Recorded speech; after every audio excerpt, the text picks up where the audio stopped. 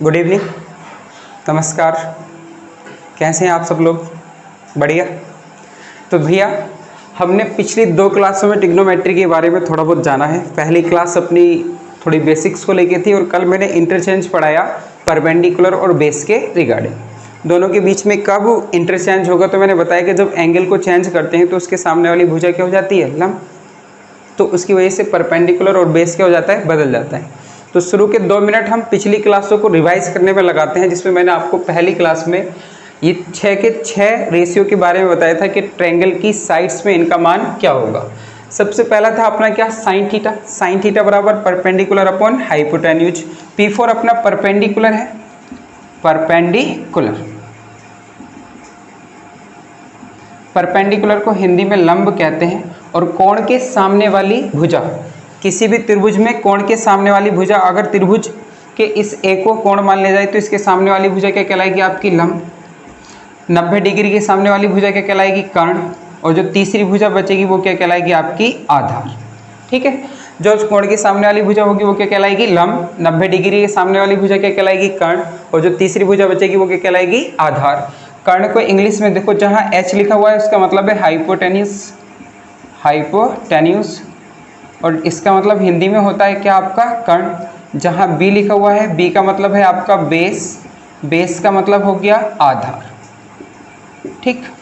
तो देखो sine theta का मान है क्या? अपना परपेंडिकुलर अपॉन हाइपोटेन्यूज यानी कि लंब बटे कर्ण। कोस थीटा का मान है बेस अपॉन हाइपोटेन्यूज यानी कि आधार बटे कर्ण। टेन थीटा का वैल्यू है कितना? परपेंडिकुलर अपॉन बेस यानी कि लंब बटे आधार। कोट थीटा का वैल्यू क्या है? बेस अपॉन परपेंडिकुलर यानी कि आधार बटे लंब। सेक थीटा का वैल्यू क्या है अपना? हाइपोटेन्यूज अपॉन बेस यानी कर्ण बटे आधार।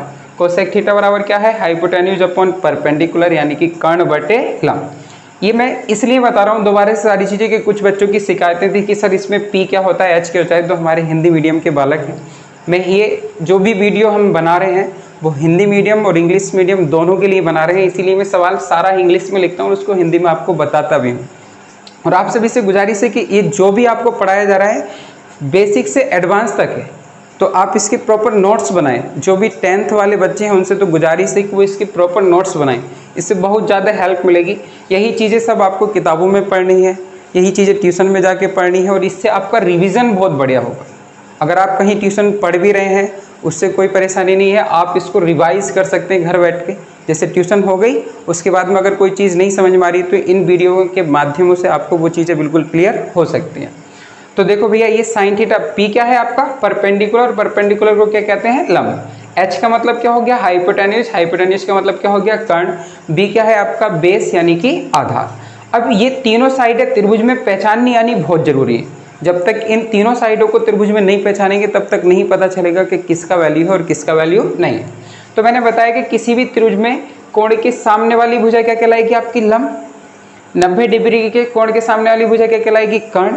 और जो तीसरी साइड बचेगी वो क्या कहलाएगी? आपकी आधार, जिसको इंग्लिश में क्या कहते हैं? बेस। एक और चीज आपको समझानी थी, पाइथागोरस थ्योरम, जो केवल किस में होती है? राइट एंगल ट्रायंगल में। तो पाइथागोरस थ्योरम क्या होती है? हाइपोटेन्यूज का स्क्वायर बराबर परपेंडिकुलर का स्क्वायर प्लस बेस। हाइपोटेन्यूज क्या है आपका? कर्ण। कर्ण का वर्ग बराबर लंब का वर्ग प्लस आधार का, यानी कि कर्ण का वर्ग लंब और आधार के वर्गों के योग के बराबर होता है। यह है पाइथागोरस थ्योरम। ठीक है। तो इतनी बातें सारी समझ में आ गई होंगी। आज का नया सवाल है जो मैंने ऊपर लिख रखा है, देखो जरा इसको करते हैं। अभी ये बातें सही से जो भी हैं ये मैंने पहले दिन आपको लिखवा दिया है, तो उम्मीद है आपने नोट्स बनाया होगा, इसलिए मैं जल्दी से इसको मिटा रहा हूँ। अगर नहीं उतारा है तो आप जो मैंने मिटाया है उससे पहले वीडियो को पॉज करें और एक स्क्रीनशॉट ले लें सारी चीज़ों का अच्छे से। देखिए सर, सवाल पे आ जाते हैं जरा। सवाल में आपसे कहा है इन अ राइट एंगल ट्रायंगल, एक समकोण त्रिभुज में एंगल बी कितना है? 90 डिग्री। एक तो एंगल बी कितने का है? 90 का, यानी कि बी पर कितने डिग्री का कोण बनना है? 90 डिग्री का। एंड और कोस सी का वैल्यू कितना दे रखा है? 9/41। देन मतलब तब फाइंड कीजिए साइन ए कोस ए टेन ए, यानी कि साइन ए कोस ए टेन ए के मान ज्ञात करने हैं। एंड और टेन सी कोट सी और कोसेक सी का मान ज्ञात करना। तो ये कुल मिला के अपने पास एक ही सवाल में 6 सवाल है, जिसको हमें बिल्कुल बारी बारी से एक एक चीज़ को समझना है। तो ध्यान देंगे, सबसे पहले किसकी वैल्यू गिवन कर रखी है? मैं आंसर के लिए ब्लू मार्कर यूज कर रहा हूँ जिससे आपको पता चले सॉल्यूशन कहाँ से है। देखो गिवन करा है, मतलब दिया है क्या, गिवन दैट cos c बराबर कितना 9/41, 9/41। अब आपको अभी मैंने समझाया है कि cos थीटा बराबर क्या होता है आपका, cos थीटा बराबर होता है बेस अपॉन हाइपोटेन्यूज, यानी कि आधार बटे में कितना कर्ण, आधार बटे में कितना कर्ण। तो ये सबसे ऊपर वैल्यू किसकी हो गई सर, आपकी आधार की, और ये किसकी वैल्यू हो गई आपकी कर्ण की। ये आधार की वैल्यू हो गई और ये किसकी वैल्यू हो गई कर्ण। आधार को b कह लेंगे और कर्ण को क्या कह लेंगे भैया, हाइपोटेन्यूज। तो अपन से वैल्यू किसकी पूछी है, साइन ए कोस ए टेन ए। अगर मैं साइन ए को देखूं तो साइन ए में क्या आता है, परपेंडिकुलर अपॉन हाइपोटेन्यूज, यानी कि लंब बटे कर्ण। तो अभी तीसरी भुजा अपने पास है नहीं, तो सबसे प्राइमरी टारगेट यानी कि सबसे पहला काम ये होगा कि आप त्रिभुज की तीनों भुजाओं को जान लें, जिसमें दो आपको गिवन है और तीसरी क्या है, अनडिफाइंड। अगर मैं कोस सी को देखूं, सबसे पहला सवाल तो ये देखने का है कि इसमें एंगल क्या दिया है सर आपको, सी। सबसे पहले ये देखो कि एंगल क्या है, सी, यानी कि ट्रायंगल के कौन से वर्टेक्स पे एंगल को रखा है, सी पर। अगर सी पर रखा है तो इसके सामने वाली साइड क्या कहलाएगी आपकी, लंब। ये क्या कहलाएगी सर आपका परपेंडिकुलर, और ये साइड क्या कहलाएगी आपकी बेस, और ये क्या कहलाएगी आपकी हाइपोटेन्यूज। इतना समझ पाए होंगे। दोबारा से बताता हूँ, देखिए इसमें कोज सी दिया है, एंगल क्या है भैया आपका सी। अब सी कहाँ है अपना, ऊपर, तो इसके सामने वाली भुजा क्या कहलाएगी, परपेंडिकुलर। ये 90 डिग्री के सामने ये क्या कहलाएगी, हाइपोटेन्यूज, और जो तीसरी साइड बची वो क्या कहलाएगी आपकी बेस। तो इस बेस का वैल्यू कितना दिया है अपन को 9, और 41 किसका वैल्यू दिया है आपको, हाइपोटेन्यूज। तो क्या निकालना है आपको, परपेंडिकुलर। तो देखिए so by PT, Pythagoras theorem से। तो पाइथागोरस थ्योरम क्या होती है, हाइपोटेन्यूज का स्क्वायर बराबर परपेंडिकुलर स्क्वायर प्लस बेस। तो हाइपोटेन्यूज का स्क्वायर, हाइपोटेन्यूज का वैल्यू कितना दे रखा है 41, 41 का स्क्वायर, परपेंडिकुलर का स्क्वायर अपन को निकालना है, और बेस का वैल्यू कितना दे रखा है 9। तो 41 का स्क्वायर कितना होता है 1681।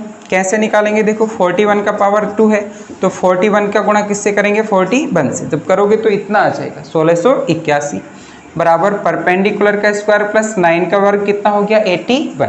ये प्लस की वैल्यू इधर को काई में आएगी, माइनस में। 1681 माइनस 81 बराबर में कितना, परपेंडिकुलर स्क्वायर। तो यहाँ 1681 में से 81 घटाए तो कितना बचा 1600, 1600 बराबर परपेंडिकुलर का स्क्वायर। तो परपेंडिकुलर का वैल्यू कितना हो जाएगा √100, 1600, यानी कि परपेंडिकुलर कितना हो जाएगा आपका, तो देखो परपेंडिकुलर का वैल्यू कितना है √1600, और ये किसका वैल्यू होगा सर 40 का। 1600 किसका वर्ग होता है 40 का। तो परपेंडिकुलर अपन को मिल गया कितना 40। अब ट्रायंगल की तीनों साइड का वैल्यू अपने पास है। ये परपेंडिकुलर क्यों है, क्योंकि एंगल कहाँ पर है, सी पर। ठीक है, अगर एंगल ए पर होता तो ये बेस किस में बन जाता, परपेंडिकुलर में।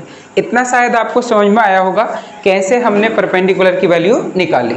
ठीक है, अब देखो सवाल करते हैं, क्योंकि अब अपने पास ट्रायंगल की तीनों साइड हैं। सबसे पहले सवाल करते हैं, देखिए यहाँ से करते हैं tan c, cot c और cosec c, क्योंकि एंगल c को माने हुए हैं तो यहाँ से आसानी रहेगी। सबसे पहले इसी को कर लेते हैं। तो सबसे पहला वैल्यू किसका निकाला है, tan c का, tan c बराबर क्या होगा, tan थीटा बराबर क्या होता है, परपेंडिकुलर अपॉन बेस, यानी कि लंब बटे आधार, लंब बटे आधार। लंब कितना दे रखा है सर 40, और आधार कितना है आपका 9। तो tan c की वैल्यू कितनी होगी 40/9। पहला आंसर तो ये हुआ। दूसरा दे रखा है आपको क्या, cot c,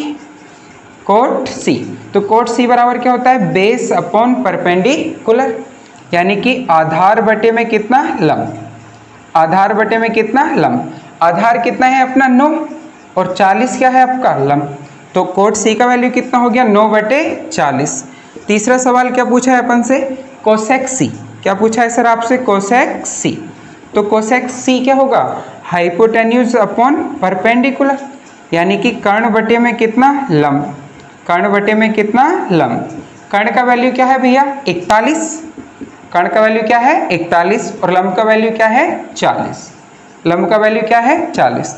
तो ये एंगल c के रिगार्डिंग तीनों वैल्यू हो गई, tan c, cot c, cosec c। tan c कैसे निकाला, परपेंडिकुलर अपॉन बेस, ये बेस अपॉन परपेंडिकुलर, ये हाइपोटेन्यूज अपॉन परपेंडिकुलर।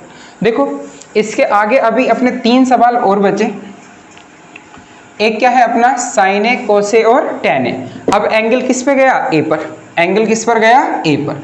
तो अब देखिए ये परपेंडिकुलर और बेस क्या हो जाएंगे, चेंज। अगर एंगल ए है तो इसके सामने वाली साइड क्या कहलाएगी, परपेंडिकुलर। ये हाइपोटेन्यूज तो है ही, ये क्या कहलाएगा आपका बेस। अब देखो सबसे पहले वैल्यू किसकी निकालनी है, साइन ए। साइन ए बराबर क्या होता है, परपेंडिकुलर अपॉन हाइपोटेन्यूज। परपेंडिकुलर क्या है, लंब, और हाइपोटेन्यूज क्या है, कर्ण।